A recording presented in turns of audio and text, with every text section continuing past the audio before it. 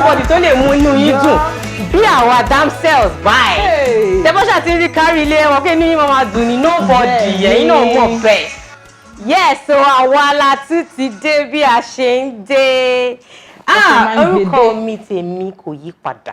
Mistura ẹlẹ́rìn ẹ̀yẹ. Ọmọ wọn ní ìlú Ìpara Rẹ́mọ. Aya wọn ní Sokoto. Bẹ́ẹ̀ ni o, ẹ máa sọ pé eléyìí Ọlọ́run má yẹ kó ṣì fẹ́ hàn ṣì mí bẹ́ẹ̀ wọ́n gbé tán ni. Bíbí Abíọ́lá. Bẹ́ẹ̀ ni èmi náà ni.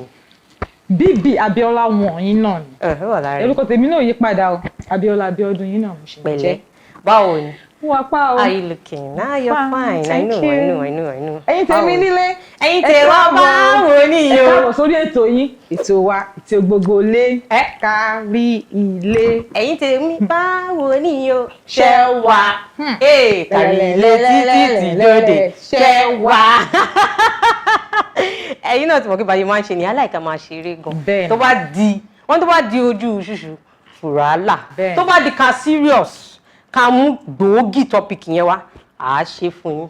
Àmọ́ báyìí ẹ sit kẹ́ relax. Mo ní kẹ́ relax. Mo ní kẹ́ ṣe kí ni kẹ́ fa síkì yín kẹ́ gbé wáìn tì. À ń bọ̀ àìtí dì.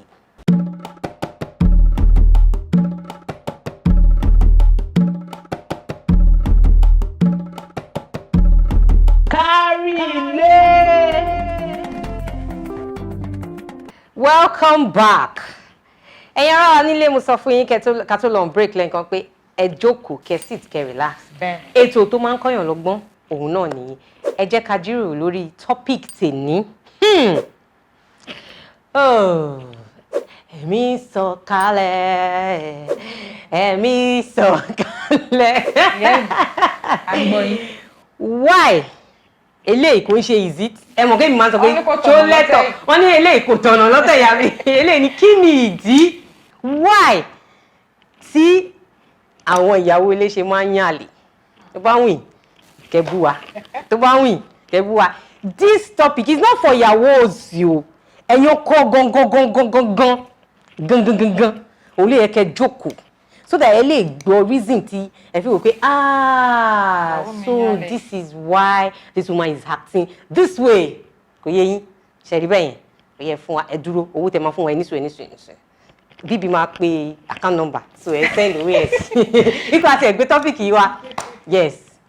A sọ fún yín pé a máa ń jẹ́ kí inú ilé kó tòrò sí ni kò tí yé yín. That's why the program is designed for you guys. Why do married women cheat? Kí ló dé tí àwọn ìyàwó ilé ṣe máa ń yan àlè? Bíbí yé máa ṣe ojú ìrànlọ́dé. Mo rò ní. Ọ̀yà answer. Kí ló mú àwọn ìyàwó ilé gan-an fi ń yan àlè? Answer the question. Wá má twist the question mọ́ mi lọ́wọ́. Wọ́n gbé wá ni bọ́ bá ṣe gbé báyìí ni kò má twist ẹ̀ mọ́ mi lọ́wọ́. Bẹ́ẹ̀ ni mo ṣe dẹ́ lọ. Bẹ́ẹ̀ ni dá mi lóhùn. Kí ló dé? Má sọ pé kí ló dé tó ń yan àlè. Kí ló fà wọ́n? Mo rò òdì tó fi ń yan àlè. Ọ̀yà máa ṣàlàyé. Oríṣiríṣi ìyàwó ilé ló wà o. Àwọn kan wà tó jẹ́ pé kò sí bẹ́ẹ̀ ṣe lè ṣe bolo wọn tó báyìí. Wọ́n máa ń gbẹ́. Ó máa ń gbẹ́. Bí kò máa yà lè yẹn kò fi ṣe wọ́n ni. Bẹ́ẹ̀ni. Wọ́n fi ṣe wọ́n. Bọ̀ àwọn kan wà fẹ́ pé attention tí ọkọ ilé òkè fún wọn. You see? Ọkùnrin mi báyìí ìyàwó ilé ẹ̀ bá ó sọ di television. Tẹ̀lé kọ́kùnrin mi kọ. Kò ní gbogbo tó wà báyìí. A sì máa kan lábẹ́ ní pé nǹkan mi wà láàrin. Bí ajá ilé kúrú àwọn gbọ́ Dani wọn ni I'm busy mo busy gan wọn ní kẹ irọ́ níṣẹ́ ìnìkan lè máa kọ́kọ́ busy ni. When you knew that you are going to be busy all through your life, why did you come and marry me? Yes. Ó sú mi. Tóòtọ́ ni ẹ jẹ́ ká sọ síbi tí ọ̀rọ̀ ti ń kúnná. Eléyìí I'm busy ọ̀la ṣe kínní ẹ̀yin ṣe bíi pé kínní kan. Bọ́ọ̀dọ̀ ló máa pàyàwó yẹn sí mi. That's it. Even if tó bá tiẹ̀ kò kí n kátà wá fi sí pé kò ń ṣe full housewife kó wá jẹ́ pé ìyàwó ilé yẹn ó ń lọ bí iṣẹ́ normal. Ṣé mo pé àwa ìyàwó ilé a máa ń like nǹkankan ẹ jẹ́ kí n já yín sí. People can were in the midst of their colleagues or friends and all that. A máa ń like kí kakọ phone ringi. Oh, my husband is calling me. My husband is calling me. Ẹ fi sí ni ẹ tẹ̀ mọ́ ó lè jẹ́ pé ẹjọ́ fẹ́ búra yín ni kò kàn yé. Ó lè bẹ̀rẹ̀ pé fẹ́ sọ pé o ṣe máa mú owó tó mú ní wallet mi yẹn kò kàn mí. But a ṣì sọ hey hi darling. Kò tó wà ń bẹ ni a máa ń like ẹ okay your husband just called you again kí ni tiẹ̀.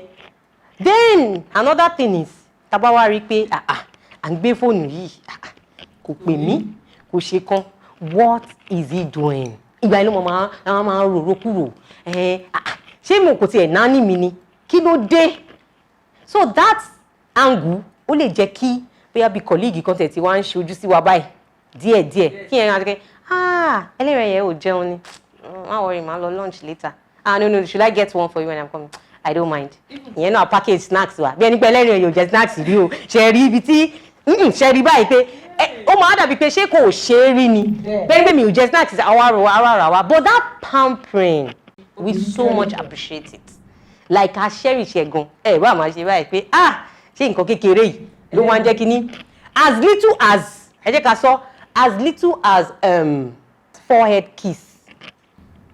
Hey, wọ́n mọ̀ ni wọ́n mọ̀ ni ipe mo fẹ́ jáde lásán you looking beautiful come o kò peck me as in it make my day ó ti make day mi ọkùnrin mi ò mọ̀ ṣe ó dàbọ̀ wàá tún wá sọ fún pé ṣé mo múra dáadáa wà ok kí ló dé someone like my husband someone like my husband agbọ́ it's okay.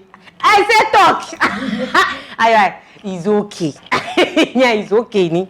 But sometimes, let me tell you something. Women love the fact that ó máa wò wọ́n. Ẹ jẹ́ kó múra tán, kó ti tẹ́fẹ̀ẹ́ ní wọ́n ti múra, wọ́n ti make up, wọ́n ti ṣe everything. Kó wá jáde. Kó wá kọ́kọ́ gbọ́ compliment yẹn látọ̀ ẹnu ọkọ wọn pé, wow, you look gorgeous. Even if you don't like what she's wearing, just say, wow, you look gorgeous, but ó mọ̀ nǹkan tó ṣẹlẹ̀. Lọ wọ skirt instead of ṣòkòtò yìí. Ó máa humbly. Inú ẹ̀ máa dùn kó o tẹ̀ sọ pé mo look gorgeous yẹ ó máa padà wọlé kò ní gbọ́ ẹlẹ́nu bọ́ kọ́kọ́ ẹ̀ báyìí kí ló kó sí ẹ máa jà o ẹ máa jà so ìyẹn gan lásán kò ní jẹ́ ó máa rò pé ọkọ mi ò ná ní mi so those attentions those little words goes a long way tó yẹ pé ó máa mú wọn tẹ́nibọ̀dì bá sọ sí wọn ta okay really I'm looking fine okay ọkọ mi ò dẹ̀ sọ bẹ́ẹ̀ fún mi o ó mọ̀ a máa dàbí ìgbà tó yẹ pé ṣé bọ̀bọ̀ yìí kò rí mi ní another thing is nípa oúnjẹ kóbìnrin dáná kẹ má lè appreciate ẹ kẹ má lè sọ fún pé wow this meal is fine is yummy is delicious is tasty. ọkùnrin mi wà wọ́n ti sọ iṣẹ́ wọn di ìyàwó wọn. Imagine yes now. kò ní ìyàwó yẹn ò níṣẹ́ lọ́wọ́ ò níṣẹ́ lọ tó bá dé kò ní lọ́pẹ́ àwọn àjọkọ̀ wọn ti sùn. Gbogbo àtòdè ibẹ̀ ni ọkùnrin mi máa pa fún attention lórí fóònù. Exactly. Ìyá ò tí ì sùn ni àwọn ọmọ ò tí ì dé. Ọkọ mi ò tí ì dé. That attention tó wọ́n látọ̀dọ̀ ọkọ ẹ̀ sí kò rí ẹlòmíì ti fún.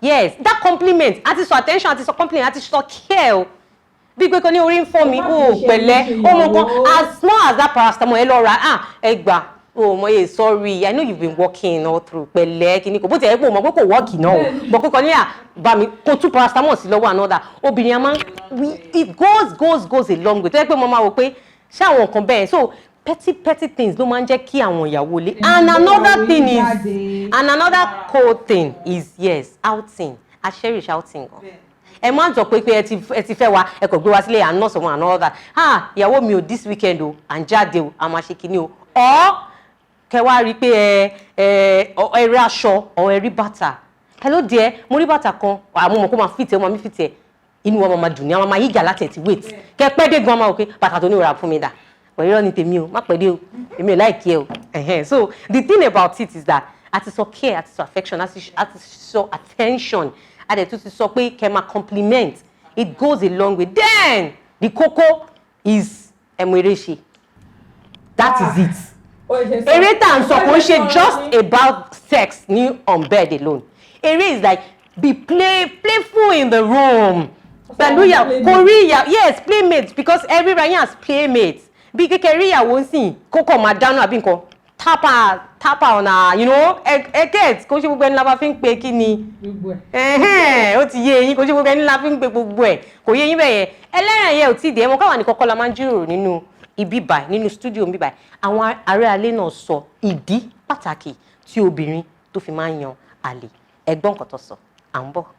Married woman man cheat tí ọkọ ẹ̀ tó bá satisfy ẹ̀ bóyá ó lọ jẹ́ ọkọ tó yẹ pé kíní ọmọkùnrin ẹ̀ kò tóbi tó obìnrin ẹ̀ dẹ̀ rè bóyá kó tó fẹ́ ọkọ ó ti láìkì ìtò tóbi dáadáa reason tèmi feel nìyẹn o then tọkọ ẹ ò bá ṣe déédéé bí ọkùnrin tí libido ìyàwó ẹ̀ dẹ̀ high kò ní choice irú obìnrin bẹ́ẹ̀ she will definitely look for somebody outside tó máa ó ti yé rí. Ìyẹn tó lè cause ẹ̀ ní pé báyà wọn ní tẹ́lọ́rùn àwọn tó fẹ́ ra gold tí ó bá ọkọ wọn rà bá ọkọ wọn ṣiṣẹ́ wọn lè manage pẹ̀lú nǹkan tó tí wọ́n nílé. bẹ́ẹ̀ ni ẹ ti gbọ́ nǹkan táwọn ará ilé sọ náà ìtawà náà ti jíròrò àti sọ so many reasons tí ìyàwó lè ṣe máa ń yan àlè ẹ kàn máa rò bóyá as little as nǹkan kò lè ṣe ìyàwó mi mo fún gbogbo ẹ mo kó lẹ̀ mo kó oúnjẹ lẹ̀ ṣé oúnjẹ làwọn máa jẹ ní. bẹ́ẹ̀ ni it's not about food it's not about sometimes it's not about money ẹ kàn máa fi pé obìnrin kí ló mọ̀ owó it's a lie. nǹkan tá a fẹ́ fún àyẹ̀mọ́ ní ẹni bùkù tó pọ̀ tó pé kí ló obìnrin fẹ́ gan and all that if you study it so well ẹ rí i pé bíntín ni nǹkan tá a fẹ́ o bíntín tó yẹ pé kò mú ìnira ṣáà ti check up on your wife ṣáà ti mọ compliment her well at the right time give her attention tó bá fẹ́ bẹ́ẹ̀ sọ̀rọ̀ kò bá jẹ́ 5 minutes àbí nǹkan àmọ́ pé àwọn obìnrin láìkẹjọ ṣáà sáré gbé fóònù ẹ lẹ̀ ok fún ní attention tí ò bá yé ẹ gan kó ní ó yé mi kó ṣáà máa ṣe bẹ́ẹ̀ because bó ṣe máa ń rí nìyẹn ó yẹ yín ẹ náà ti gbọ́ nǹkan táwọn ará ilé sọ pé reasons tí àwọn married women tó ṣe máa ń ṣe kí ni tó ṣe máa ń gbogbo social media handle wa pátápátá òun ló rò tẹ́ ẹ̀ ń rí yẹn o ó ti yẹ yín so oríkì àjíṣọpẹ́ ọmọ mi tó ṣàpápá èmi ti máa ń sọ pé èmi lọ́mọ wọn ní ìlú Ìkàrà ara wọn ní Sókótó àti Sókótó ọ̀hún àti para ọ̀hún ṣé mo mọ oríkì ẹ̀ ẹ jẹ́ ká gbóríkì jà Àjíṣọpẹ́ èwo ló ní fún wa lẹ́nu já wọn sí. Oríkì Ifẹ̀. Àjíṣọpẹ́ mọ́dé o ẹ̀sọ̀ gbíní mi ọmọ ológbòjò tí jẹ́ Bájídé lónìí wọn máa relé àbú tẹ̀rọ ọmọ olùfẹ́ ọ̀ni èrò àbúníyàn ọmọ ọlọ́ọ̀fin àdìmúlà èrò yàwá kárẹ̀lé àbọ̀ ọmọ olùfẹ́ àkèjì ọmọ èrò àbúníyàn olórí ayé gbogbo ṣẹ̀bẹ́yìn lọ́mọ ọlọ́ọ̀fin àdìmúlà ẹ̀yin lọ́mọ odò tó ṣàn wéréké ọmọ odò tó ṣàn wéréké ẹ̀yin lọ́mọ olódò kan ò tẹ́rẹ́rẹ́ ẹ̀yin tún lọ́mọ olódò kan ọ̀tara ẹ̀yin lọ́mọ olórí ayé gbogbo ọmọ odò tó dẹ́yìn kúlẹ̀ ọ̀sìnlẹ̀ tó dó òkun odò tó dẹ́yìn kúlẹ̀ ọ̀sìnlẹ̀ tó dà bàtà èrò àbúníyàn olórí ayé gbogbo ẹ̀yin lọ́mọ àbùtẹ́rù ọmọ olùfẹ́ àkèjì ọmọ. oríkì ẹlẹ́rìn ẹ̀yẹ mo máa kọ oríkì ilẹ̀ wa or something ó wà ìwé yẹn ga tó yìí mo máa rà Àjíṣọpẹ́ ìwọ nìkan kọ́ ló máa dákì lórí náà mọ́ oríkì Ifẹ̀ oríkì Iléṣà everything program yìí mo ti máa ń sọ fún yín pé totally designed full package ni so that ẹ máa mọ one or two things nípa ilẹ̀ yín and kárí ilé ni as the name implies kárí ilé gbogbo nǹkan tá a bá ń sọ nípa nǹkan tó ń ṣẹlẹ̀ nílé ni àti jíròrò for so much nínú studio mi báyìí pé kí ló dé táwọn married women ṣe máa ń cheat adẹ́sọ as little as it may sound ni pé o compliment ìyàwó ẹ̀ ó lè jẹ́ kó máa cheat as little as pé o fún ní forehead peck ó lè jẹ́ kó máa cheat as little as pé kó tiẹ̀ máa kúdò ṣe pé àyàwó mi wọn ni kó ló wà kitchen látàárọ̀ even tó bá help ẹ̀ hey sorry dear I know you are tired yes ó lè mú kó cheat so ẹ máa wò pé this sound ridiculous but yes it is happening bẹ́ẹ̀ ni o àbí nígbà tó ń ṣe pé kínní ẹlòmíì ẹ má kàn rò pé mo ń fún ní tọ́jú náà ó kàn jẹ́ everywhere first ni fine kò sí nínú gbogbo ìwé bíbélì náà àti Quran pé kí èèyàn yá lè kò dáa rárá à promote ẹ̀ bọ̀ láti dẹ́kun ẹ̀ náà la ṣe ń sọ pé reasons yìí tẹ́yìn ọkọ wa tẹ́lẹ̀ fi kọ́ ọbẹ̀ òun nìyẹn a mọ̀ pé tí ò bá sí olùtà kò lè sí olùrà ẹ̀yin ọkọ yẹn náà ẹ̀yin náà tẹ̀ ń yàn wọ́n lálẹ́ náà ẹ̀yin náà ní fọ́ọ̀tì yín bẹ́ẹ̀ ni àbí bẹ́ẹ̀ kọ́ social media handles wa ẹ máa pàdé wa ń bẹ̀ jàre tẹ wá ti fẹ́ máa rí àwọn screen goddess yìí tẹ bá dẹ̀ fẹ́ pè wá fún ìpolówó àbí ẹ fẹ́ pè wá fún pé ká bá yín ṣe documentary or anything ẹ gbé gbogbo nọ́mbà tí ẹ bá ń rí tó bá ń ṣe kíni tó bá ń pop up yẹn níbí láti máa sọ fún yín pé ire ni a máa fi yín sí ire náà ni a máa padà bọ̀ wá bá yín. àmín àṣẹ. I love you all. Bye.